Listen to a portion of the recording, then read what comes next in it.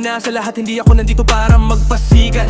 Tupad ang lapis ay di ako napagod na sumulat. Sa bawat linya, gumuguhit ang dugo, gawa ng lalim ng aking sugat. Matagal na wala sa eksena, ngunit tinuloy ko pa rin ang nasimulan na kahiligan. Na kahit papigilan, ay malabo niyo ako na mapigilan. Ang tanong, baka yun ay bilang na lang ang kaibigan ng sagot. Dahil ayaw ko na ulit at mapaligiran ng mga piking tunay na parang dating mga kaibigan.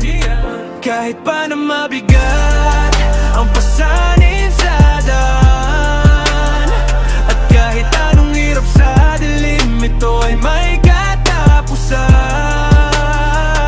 Bawat araw at buwan, tuloy mo lang ang kahiligan. Na kahit papigilan, huwag na huwag mo titigilan. Dahil balang araw magbubunga din ang lahat ng kahilingan.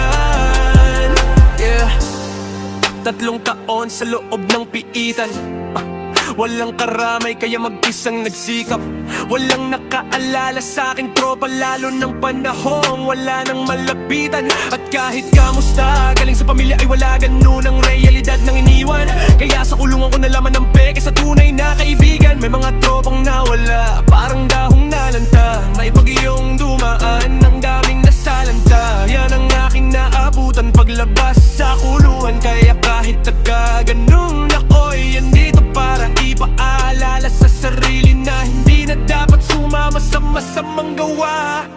Kahit pa na mabigat ang pasanin sa daan, at kahit anong hirap sa dilim, ito ay may katapusan. Bawat araw at buwan, tuloy mo lang ang kahiligan. Na kahit papigilan, ay wag na wag mo titigilan. Dahil balang araw magbubunga din ang lahat ng kahilingan. Putpod na lapis, sugat ang palad, kakasulat ng labis. Dugo at pawis, sinilan sa bawat